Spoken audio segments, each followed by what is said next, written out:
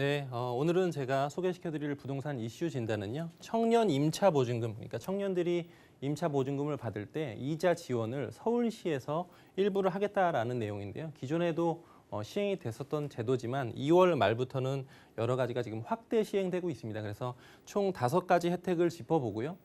전체적으로의 혜택은 대부분 임대인, 임차인이 있다면 임차인들에게 해당되는 내용이기 때문에 임대인들에게는 상대적으로 좀 불리할 수도 있고 투자자에게도 불리할 수가 있습니다. 그래서 5가지 상황들을 보시면서 전체적으로 상황이 누구에게 불리하고 누구에게 유리하고 투자에 임하실 때는 이런 점들을 좀 주의하셔야 된다. 이런 부분에 대해서 설명을 드리도록 하겠습니다. 총 5가지 혜택이고요. 5가지 관련된 내용들을 소개시켜드리고 지금 제가 보여드리는 자료는 서울시에서 발표한 자료를 그대로 가져온 것이기 때문에 내용들을 보시면 좋을 것 같습니다. 우선은 이런 정책을 시행하시는 이유에 대해서 보시면요.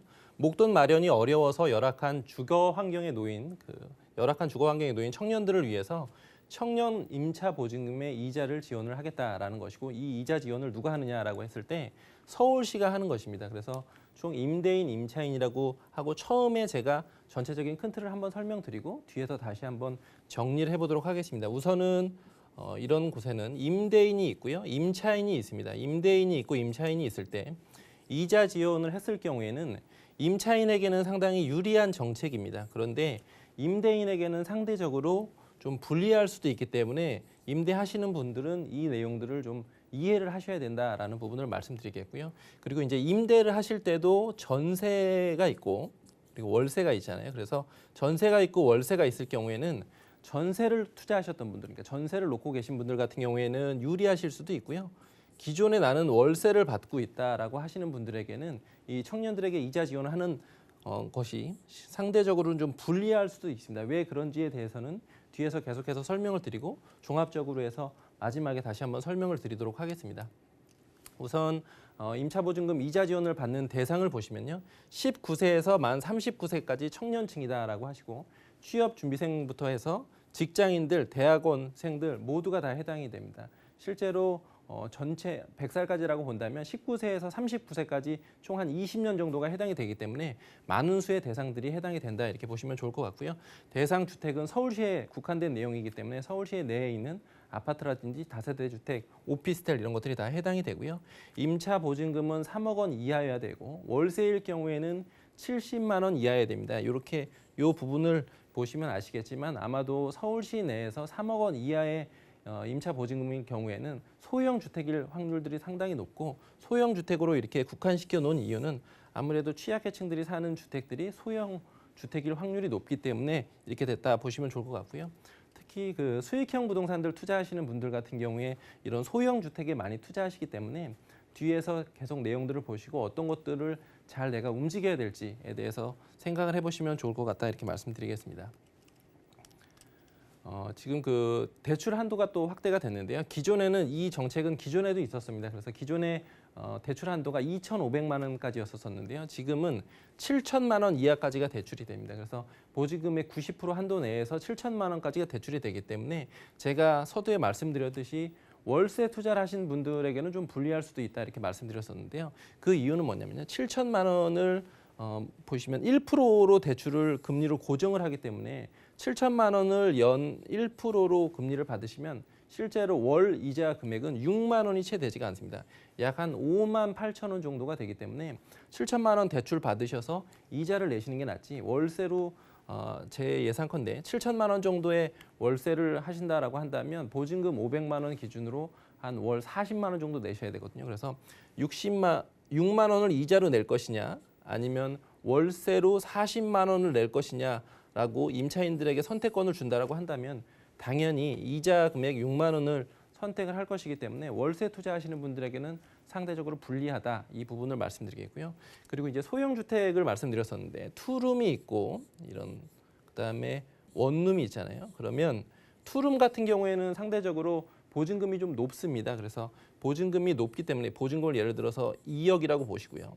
그리고 원룸 같은 경우에는 1억이다라고 했을 때 7천만 원까지 대출이 되기 때문에 원룸은 상대적으로는 부담감이 임차인의 입장에서는 부담감이 좀 적고요.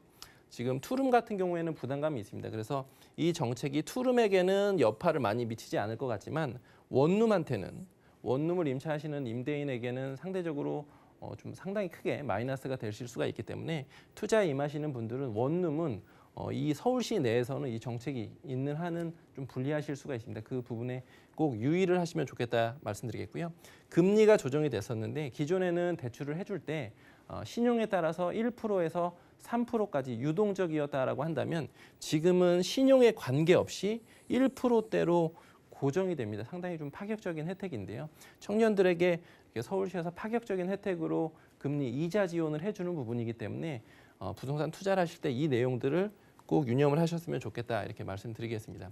그리고 이제 이자 기준도 좀 완화가 됐는데요. 소득 기준을 봤을 때 본인의 소득이 연간 소득이 3천만 원 이하에 해당되실 경우에 해당이 됐다면 이것도 지금 완화가 됐습니다. 그래서 본인 소득이 4천만 원 이하까지 해서 소득 기준도 완화가 됐고요. 근로 기준도 근로 청년의 경우에는 근로 기간이 5년 이하에 해당되시는 분들에게만 이자 지원을 했었다라고 한다면 이 근로 기준을 폐지를 해보기 때문에 39세 이하의 근로 청년이면 다 해당이 되는 것입니다. 그래서 그런 부분도 보시면 좋을 것 같고요. 총 5가지 중에서 네 번째는 사전에 대출 여부를 확인을 할 수가 있습니다. 기존에는 전세 계약을 한다, 월세 계약을 한다 하면 부동산에 가서 계약서를 작성을 하시고 그 계약서를 가지고 은행에 가셔서 내가 대출이 되는지 안 되는지를 확인을 하실 수가 있었다라고 한다면 지금은 대출 계약서 작성 전에 이미 전체적인 금액대하고 내가 대출을 얼마를 받을 수가 있는지를 온라인으로 다 확인을 하실 수가 있습니다. 그래서 대출이 훨씬 더 간소화가 됐고요. 위험에 대한 최소화. 그래서 기존에 계약을 해놨다가 내가 대출이 안 나와서 입주를 못하는 사태들도 있었고 계약이 해지되는 사태들도 있었는데 그런 것들을 사전에 방지할 수 있다라는 것이고요. 마지막으로 5번째 가장 중요한 것은 이제 신청 과정이 좀 간소화가 됐습니다. 기존에는 꼭 은행에 방문을 하셔야지 됐었다라고 한다면 지금은 은행 방문 혹은 온라인 대출 가능도 가능합니다. 그래서 그런 부분들을 좀 상의를 해보시면 좋을 것 같고요. 지방에 계시고 서울에 자녀분들 학생 보내신 분들도 많이 있잖아요. 이런 것들을 활용을 하시면 아마 월 지출 금액이 확실히 줄어들 수가 있기 때문에 활용을 하시면 좋을 것 같습니다. 마지막으로 이제 이자 지원은 2월 말부터 시행이 됐습니다. 2월 25일부터 시행이 됐었고 이 부분은 사실 임차인분들은 워낙에 본인에게 장점이기 때문에 많이들 알고 계시지만 임대인분들은 사실 관가하고 계신 분들이 많아서 제가 역으로 양쪽에서 장점 단점을 다 비교를 해봤고요.